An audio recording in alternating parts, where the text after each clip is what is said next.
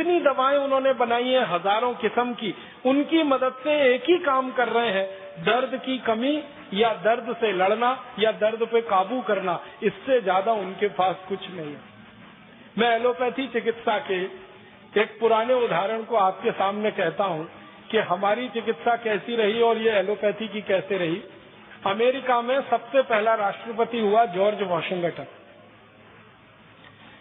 America का जब आप इतिहास पढ़ेंगे तो आपको ये जानकारी मिलेगी, हंसी आएगी आपको और आपको अपने ऊपर गर्व भी होगा। दोनों ही बातें हैं। जॉर्ज वॉशिंगटन की कहानी आप सब पढ़िए। कहानी यह है कि वो अमेरिका का पहला राष्ट्रपति बना। अमेरिका गुलाम था अंग्रेजों का, अंग्रेजों की गुलामी से अमेरिका आजाद हुआ और 1776 में उनको आजादी मिली और वो पहला राष्ट्रपति बना। और वो बीमार हो गया। बीमारी आती है, यूरोप और अमेरिका में तो ज्यादा ही बीमारी आती रही है क्योंकि ठंड वाला इलाका है, सूरज का धूप है नहीं, सूरज का प्रकाश पर्याप्त है नहीं, इसलिए वायरल इन्फेक्शन सबसे ज्यादा उन्हीं देशों में होते हैं। और इसलिए एंटी वायरल जितनी भी मेडिसिन है सबसे ज्यादा उन्होंने खोजी है। बैक्टीरियल इन्फेक्शन भी बहुत होते हैं क्योंकि धूप नहीं है, सूरज का प्रकाश नहीं है, तो एंटी बैक्टीरियल ड्रग्स भी सबसे ज्यादा उन्होंने ही बनाए। तो जिस देश में सबसे पहले एलोपैथी आई और यहाँ एलोपैथी सारी दुनिया में फैली, अमेरिका देश, उस अमेरिका के राष्ट्रपति को बुखार आ गया। जॉर्ज वॉशिंगटन बुखार में बीमार हो गया। अब बीमार हो गया तो उनके सारे चिकित्सक देश भर के और दुनिया भर के इकट्ठे होकर विचार करें कि इनका बुखार कैसे खत्म किया जाए। और जॉर्ज वॉशिंगटन का वो बुखार कम नहीं कर पाए। बुखार बढ़ता ही जाए, बढ़ता ही जाए, बढ़ता ही जाए, कम ना हो, कम ना हो। तो अंत में ये सब एलोपैथी के बड़े बड़े डॉक्टरों ने आपस में मिलकर एक फैसला किया, इसमें आप हंसना नहीं, गंभीरता से इसको लेना, कि जॉर्ज वॉशिंगटन के शरीर में खराब खून घुस गया है, इसको निकाला जाए तभी बुखार ठीक होगा। तो पता है उन महान भावों ने क्या किया? अमेरिका के राष्ट्रपति के हाथ पर बांध दिए पलंग से, हाथ बांध दिया, दोनों पांव बांध दिए, रस्सी से कस के बांध दिए। और वो राष्ट्रपति चिल्ला रहा है कि ये क्या चिकित्सा कर रहे हो? वो कह रहे यही एलोपैथी की चिकित्सा है, थोड़ा धीरज रखिए, थोड़ा धैर्य रखिए, हम आपको ठीक कर रहे हैं। इन्होंने क्या किया? महान महान डॉक्टरों ने उनकी नसें काट दी, हाथ की, दोनों हाथ की नसें काट, ब्लेड लिया और काट दिया। और बेचारा राष्ट्रपति दर्द से तड़प रहा है, चिल्ला रहा है, और उसके दोनों हाथों की नसें काट दी। और तर्क क्या है कि ये खराब खून घुस गया है, ये निकालना है। तो खराब के साथ अच्छा खून भी रात भर निकलता रहा और सवेरे जॉर्ज वॉशिंगटन मर गया। ये है एलोपैथी चिकित्सा। और ये कहानी ज्यादा पुरानी नहीं है, 1776 के आसपास की है। जिस समय एलोपैथी चिकित्सा में बुखार ठीक करने के लिए नसें और नाड़ियां काटी जाती थी खराब खून निकालने के लिए, उस समय भारत में बड़े से बड़ा बुखार ठीक करने के लिए नीम की गिलोय का काढ़ा पिला के लोगों को ठीक किया जाता।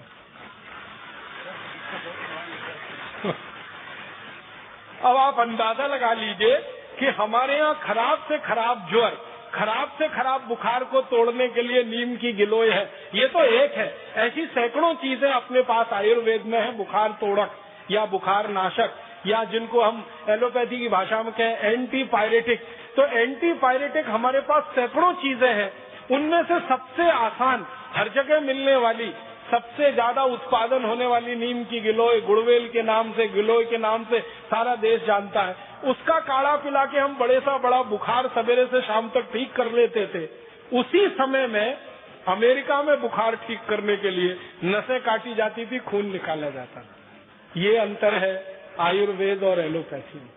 और उसमें से एलोपैथी आगे बढ़ी है और आज सिर्फ वहीं पर आके खड़ी है कि दर्द से लड़ना या दर्द को कम करना, इतने में ही उनको सफलता मिली है।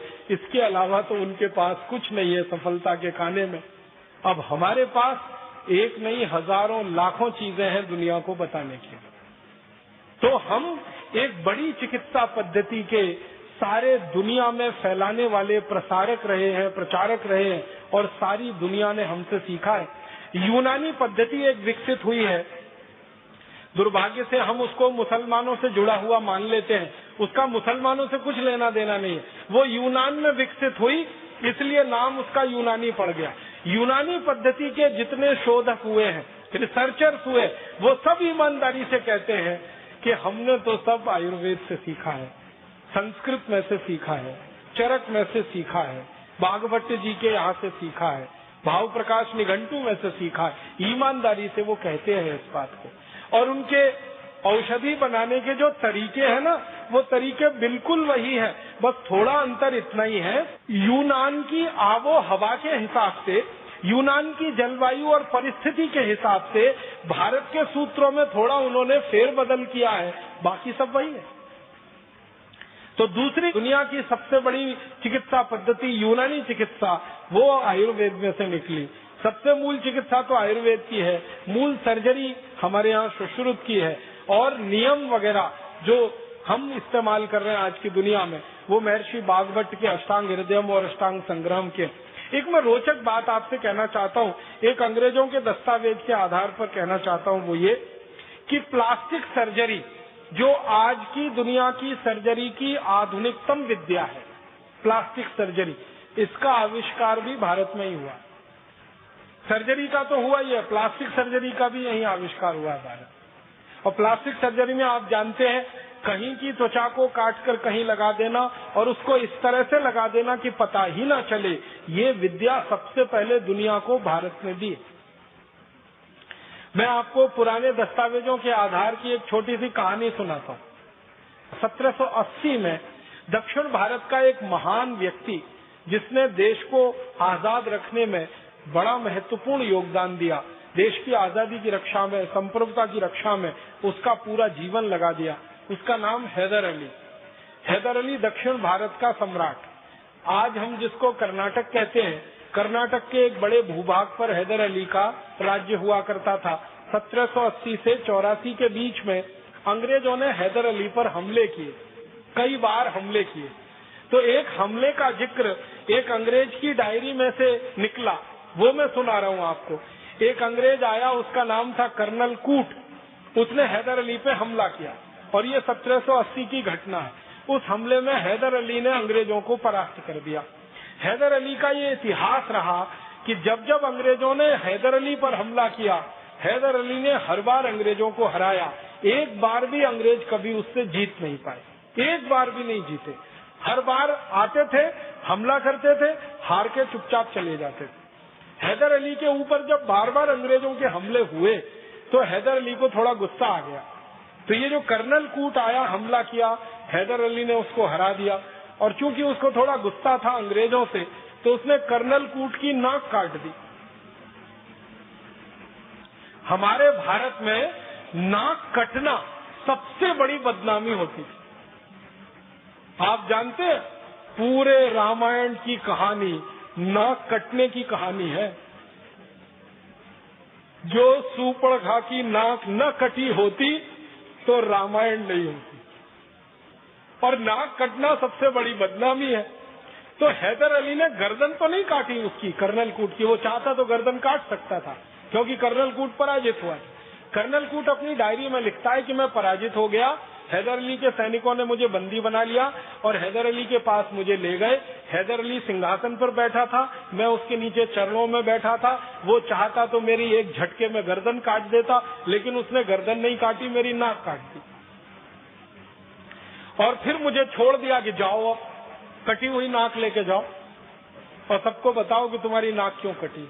तो कर्नल कूट लिखता है कि मुझे एक घोड़ा दे दिया उसने भागने के लिए, नाक काट के मेरे हाथ में रख दी और कहा भाग जाओ। तो मैं घोड़े पे बैठ के भागा, भागते भागते भागते भागते एक जगह, वो लिखता है, मैं बेलगाम में आ गया। बेलगाम आप जानते हैं, कर्नाटक का एक जिला। तो बेलगाम में आ गया, तो बेलगाम में एक वैद्य ने मुझे देखा, नाक से खून निकल रहा है, कटी हुई नाक हाथ में है। तो वैद्य ने कहा, ये तुम्हारी नाक कहाँ कट गई? तो उसने झूठ बोला और कहा कि पत्थर मार दिया किसी ने। तो वैद्य ने कहा, ये पत्थर मारी हुई नाक नहीं है, ये तलवार से काटी हुई नाक है, मैं वैद्य हूँ, मैं चिकित्सक हूँ, मैं जानता हूँ। तो उसने सच बताया कि मेरी नाक काटी गई है। किसने काटी? तुम्हारे राजा ने काटी, हैदर अली ने काटी। क्यों काटी? मैंने युद्ध किया उससे, मैं हार गया, उसने मेरी नाक काटी। तो वो वैद्य कहता है कि अब तुम क्या करोगे? कटी नाक से इंग्लैंड जाओगे, लंदन जाओगे? कहता है, जाने की इच्छा तो नहीं है, लेकिन क्या करूं, जाना ही पड़ेगा। तो वो वैद्य इतना दयालु, इतना कृपालु, वो कहता है कि मैं तुम्हारी नाक जोड़ सकता हूँ। तो कर्नल कूट कहता मुझे तो भरोसा ही नहीं हुआ, ये नाक कैसे जुड़ सकती है कटी हुई। मैंने तो सुना नहीं अपनी जिंदगी में कि एक बार शरीर का कोई अंग कट जाए तो वो जुड़ सकता है। तो वैद्य जी कहते मैं जोड़ सकता हूँ। तो कर्नल कूट ने कहा जोड़ दो। तो उसने कहा मेरे घर चलो। तो वैद्य जी उसको ले गया और ऑपरेशन किया। उस ऑपरेशन का 30 पन्ने में वर्णन, वो 30 पन्ने तो नहीं सुना सकता, अंत में सुना रहा। ऑपरेशन सफलतापूर्वक संपन्न हो गया, नाक उसकी जुड़ गई। वैद्य जी ने उसको एक लेप दे दिया बना के और कहा कि ये लेप ले जाओ, रोज सुबह शाम लगाते रहना। वो लेप लेके चला गया। 15-17 दिन के बाद बिल्कुल नाक उसकी जुड़ गई। फिर वो जहाज में बैठ के लंदन चला गया। 3 महीने बाद वो ब्रिटिश पार्लियामेंट में खड़ा होकर भाषण दे रहा है कर्नल कूट, और सबसे पहला सवाल पूछता है सब अंग्रेजों से, आपको लगता है मेरी नाक कटी हुई है? तो सब अंग्रेज हैरान होके कहते नहीं नहीं तुम्हारी नाक तो कटी हुई बिल्कुल नहीं दिखती। तब वो कहानी सुना रहा ब्रिटिश पार्लियामेंट में कि मैंने हैदर अली पे हमला किया था, मैं उसमें हार गया, उसने मेरी नाक काटी, फिर भारत में एक वैद्य ने मेरी नाक जोड़ी, और भारत के वैद्यों के पास इतनी बड़ी हुनर है, इतना बड़ा ज्ञान है कि वो कटी हुई नाक को जोड़ सकते हैं। तब उस वैद्य जी की खोज खबर ब्रिटिश पार्लियामेंट में ली गई और अंग्रेजों का एक दल आया और बेलगाम के उस वैद्य को मिला। तो उस वैद्य ने अंग्रेजों को बताया कि ये काम तो भारत के सब गांवों में होता है, मैं अकेला नहीं हूँ, ऐसा करने वाले हजारों लाखों लोग हैं। तो अंग्रेजों को हैरानी हुई, कौन सिखाता है आपको? कहने लगे हमारे इसके गुरुकुल चलते हैं, उन गुरुकुलों में सिखाया जाता। फिर अंग्रेज वो गुरुकुलों में गए, वहां उन्होंने एडमिशन लिया, विद्यार्थी के रूप में भर्ती हुए, फिर सीखा। सीखने के बाद इंग्लैंड में जाकर प्लास्टिक सर्जरी उन्होंने शुरू की। और जिन जिन अंग्रेजों ने भारत में प्लास्टिक सर्जरी सीखी है ना, उनकी डायरिया है। एक अंग्रेज का मैं बताता हूँ आपको, वो कहता है कि जब मैंने पहली बार प्लास्टिक सर्जरी सीखी, जिस गुरु से सीखी वो भारत का विशेष आदमी था और वो नाई था जाति का, उसने मुझे सिखाई से। ध्यान देना इस बात पर, जाति का नाई, जाति का चर्मकार, जाति का कोई और, हमारे यहाँ ये ज्ञान के बड़े पुलिंदे थे, ज्ञान के बड़े पंडित थे। नाई है इस आधार पर किसी गुरुकुल में उसका प्रवेश वर्जित नहीं था, चर्मकार है इसलिए गुरुकुल में प्रवेश वर्जित नहीं था। जाति के आधार पर हमारे यहाँ गुरुकुलों में प्रवेश नहीं हुआ है, और जाति के आधार पर हमारे यहाँ शिक्षा की भी व्यवस्था नहीं है। वर्ण व्यवस्था के आधार पर हमारे यहाँ सब कुछ चलता रहा है। तो नाई भी सर्जन है, चर्मकार भी सर्जन है। और वो अंग्रेज लिखता है कि चर्मकार तो ज्यादा अच्छा सर्जन इसलिए हो सकता है कि उसको चमड़ा सिलना सबसे अच्छे तरीके से आता। तो शरीर का चमड़ा सिलना हो या जानवर का, बात तो एक ही है। तो हमारे यहाँ ऐसे लोग सर्जरी सीखते रहे। तो एक अंग्रेज कह रहा है कि मैंने जिस गुरु से सर्जरी सीखी, पूना का किस्सा है वो, पूना में जिस गुरु से सीखी वो जात का नाई था। सिखाने के बाद उसने मुझसे एक ऑपरेशन कराया, और वो ऑपरेशन का वर्णन है। एक मराठा सैनिक है, और ये 1792 की कहानी है। एक मराठा सैनिक है, उसके दोनों हाथ कट गए हैं युद्ध में, और वो उस गुरु के पास आया है कटे हुए हाथ लेकर जोड़ने के लिए। तो गुरु ने वो ऑपरेशन उस अंग्रेज से करवाया जो सीख रहा है, और वो अंग्रेज गुरु के साथ मिलकर बहुत सफलतापूर्वक ऑपरेशन पूरा किया है। और वो अंग्रेज कहता, उसका नाम है डॉक्टर थॉमस क्रूसो। वो अंग्रेज कहता है कि मैंने मेरे जीवन में इतना बड़ा ज्ञान किसी गुरु से सीखा, और इस गुरु ने मुझसे एक पैसा नहीं लिया, फीस नहीं ली। ये मैं बिल्कुल अचंभा मानता हूँ, आश्चर्य मानता हूँ। और थॉमस क्रूसो ये सीख के गया है। फिर उसने प्लास्टिक सर्जरी का स्कूल खोला, और उस प्लास्टिक सर्जरी के स्कूल में फिर अंग्रेज सीखे हैं, और अंग्रेजों ने सीख सीख कर फिर दुनिया में फैलाया है। दुर्भाग्य इस बात का है कि सारी दुनिया में प्लास्टिक सर्जरी के उस स्कूल का तो वर्णन है, लेकिन इन वैद्यों का वर्णन अभी तक नहीं आया विश्व ग्रंथों में, जिन्होंने अंग्रेजों को प्लास्टिक सर्जरी सिखाई। और ये क्यों हम रह गए वंचित? हुआ ये कि 17वीं शताब्दी से 19वीं शताब्दी के बीच में, जब सारी दुनिया में ये रिकॉर्डिंग चल रही थी कि किस देश से क्या आया, किस देश ने दुनिया को क्या दिया, इसके लिए सारा भंडारण हो रहा था, ग्रंथालय बन रहे थे। उस समय चूंकि हम अंग्रेजों के गुलाम थे, इसलिए हम प्रयास नहीं कर पाए और वहां तक पहुंच नहीं पाए। तो अब हमें ये करना पड़ेगा, आज नहीं तो कल सारी दुनिया में जाकर अपने द्वारा दी गई खोजों को स्थापित कराना पड़ेगा, उनका रजिस्ट्रेशन कराना पड़ेगा, जरूरत पड़नी है तो उस पर पेटेंट लेना पड़ेगा, और जरूरत पड़ेगी तो वर्ल्ड पेटेंट लेना पड़ेगा, विश्व पेटेंट लेना पड़ेगा। और पूरी दुनिया में इस ज्ञान को स्थापित कराने के लिए मुझे लगता है कि भारत स्वाभिमान से अच्छा दूसरा कोई अभियान नहीं होगा। हम इस काम को सारी दुनिया में करेंगे। एक और रोचक जानकारी देता हूं चिकित्सा से संबंधित। 1710 के साल में एक अंग्रेज भारत आया, उसका नाम था डॉक्टर ओलिवर। ये भारत में आके कलकत्ता में आया, कलकत्ता में इसने घूमा, बंगाल घूमा, और घूमते हुए इसने एक डायरी लिखी है। उस डायरी के पन्ने का एक पैराग्राफ सुनाऊंगा आपको। वो ये कहता है कि मैंने भारत में आकर पहली बार देखा कि चेचक जैसी महामारी को कितने आसानी से भारतवासी ठीक कर लेते हैं। आपको मालूम है 17वीं शताब्दी में सारी दुनिया में एक महामारी फैली थी जिसको चेचक कहते हैं। इसमें एक बड़ी चेचक होती थी, एक छोटी चेचक होती थी। अफ्रीका में लाखों लोग मर गए थे इसके कारण। लैटिन अमेरिका में लाखों लोग मरे थे इस बीमारी से। अफ्रीका, लैटिन अमेरिका और एशिया के हिस्से में लाखों, शायद करोड़ों भी हो सकते हैं, मरे थे 17वीं शताब्दी के आसपास। ये बीमारी फैली थी, महामारी थी, बीमारी नहीं थी। उस दौरान ये अंग्रेज आया भारत में जिसका नाम था डॉक्टर ओलिवर। वो आया कलकत्ता में, तो वो देखता क्या है कि भारतवासी चेचक की बीमारी को लड़ने के लिए टीका लगाते हैं। और वो कहता है कि मैंने दुनिया में पहली बार देखा। और डॉक्टर ओलिवर का नाम बहुत बड़ा नाम है इंग्लैंड में। इंग्लैंड के लोग उसको बहुत इज्जत से याद करते हैं, डॉक्टर ओलिवर को। तो वो कहता मैंने पहली बार आके देखा भारत जैसे देश में चेचक का टीका लग रहा है। और चेचक का टीका लगाने का उसने अपनी डायरी में वर्णन किया है। तो वो लिखता है कि मैं आया कलकत्ते में 1710 के साल में, और मैंने देखा कि भारत में उस समय चेचक की बीमारी सबसे कम है।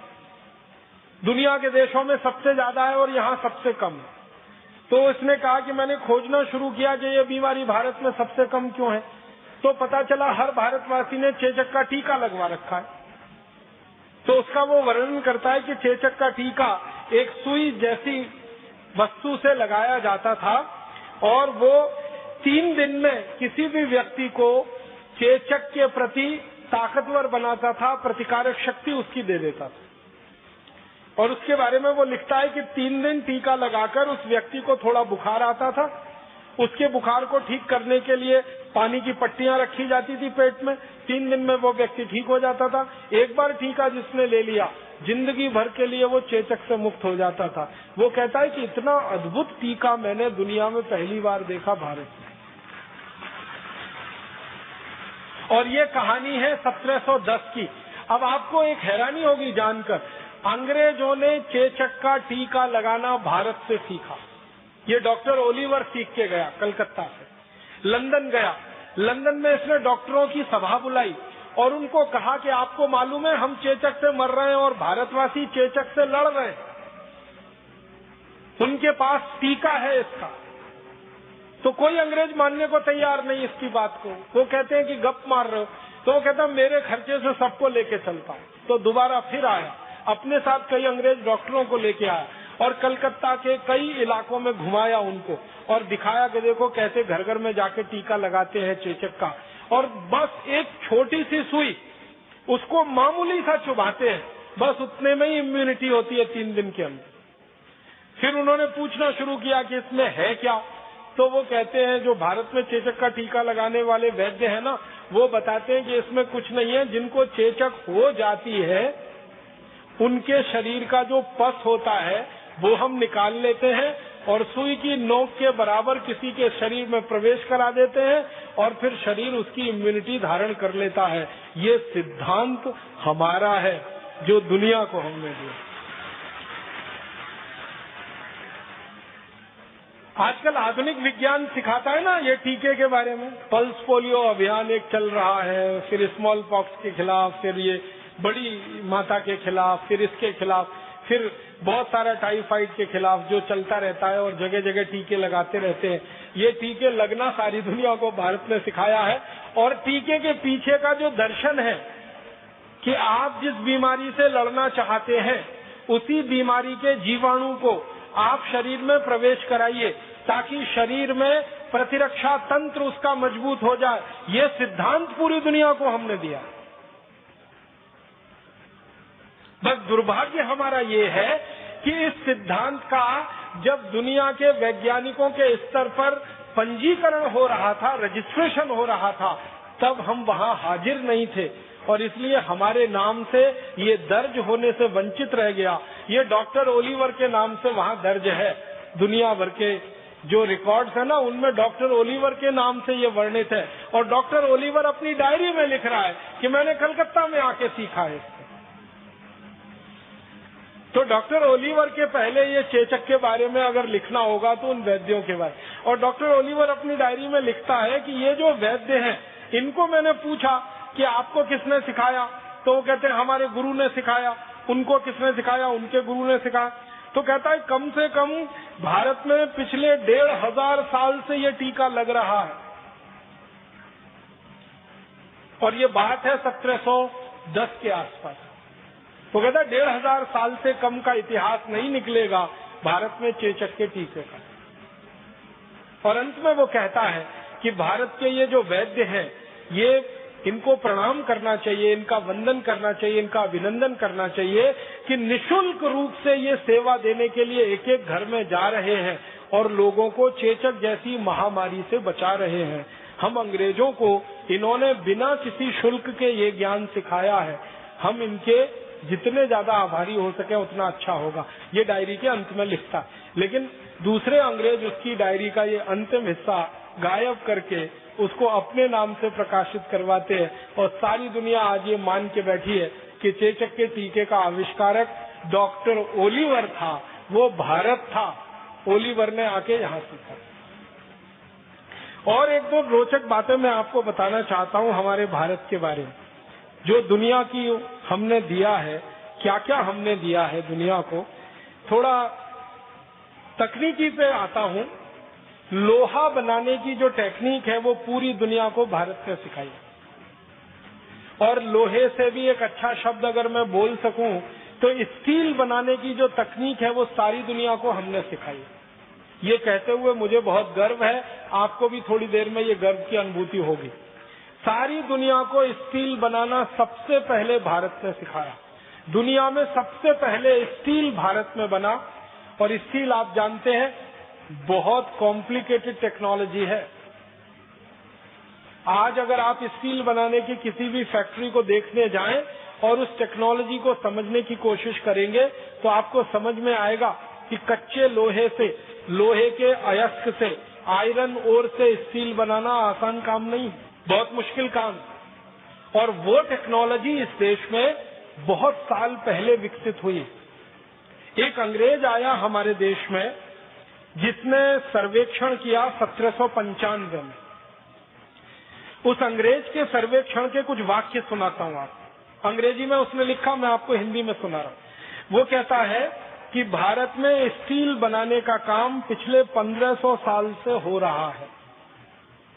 1795 माने 1800 मान लो, और 1800 से 1500 साल घटा दो तो तीसरी शताब्दी से ईसा के जन्म के 300 साल के बाद क्या समय निकलता है।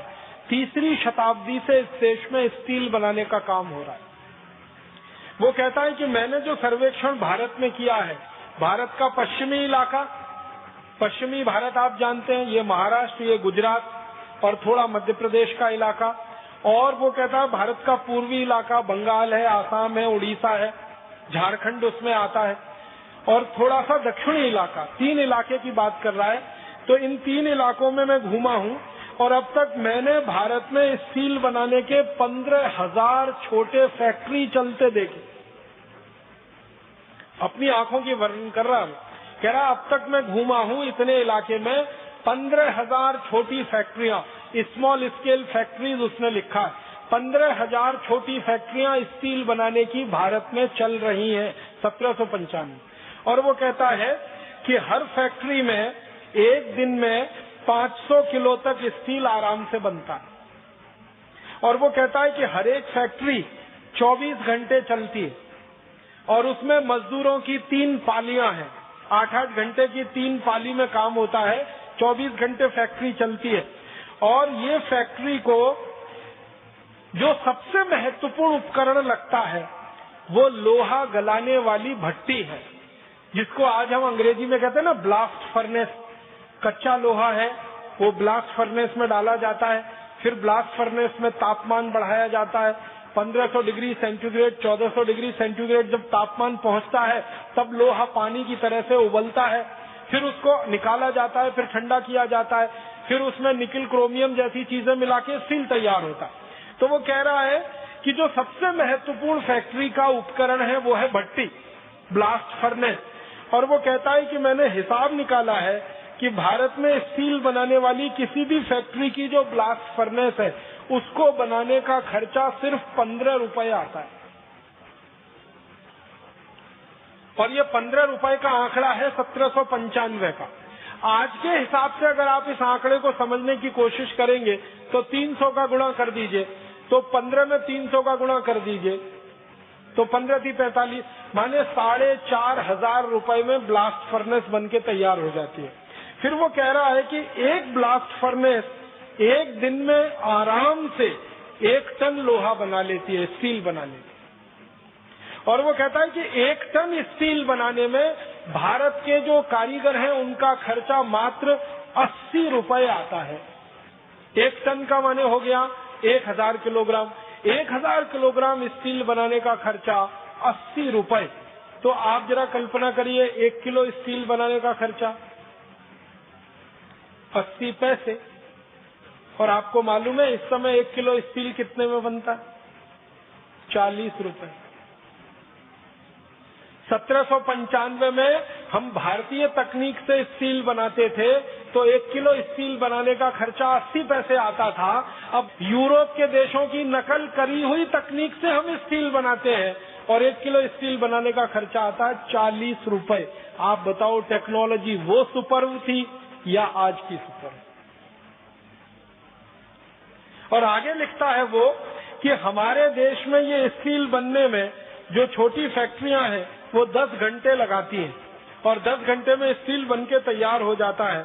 और वो कहता है कि सभी 15,000 जो स्टील बनाने की फैक्ट्रियां हैं इनमें एक दिन में 7,500 मीट्रिक टन लोहा बनता है और एक साल में लगभग 27.5 लाख मीट्रिक टन लोहा तैयार होता है, माने स्टील तैयार होता है। और इस स्टील की सरिया बनती है और ये सरिया भारत से यूरोप में बिकने के लिए जाती है और भारत का स्टील यूरोप के बाजारों में प्रीमियम प्राइस पर बिकता है, माने सबसे महंगी कीमत पर बिकता है, क्योंकि भारत के स्टील की तुलना में दुनिया का कोई स्टील ठहरता नहीं।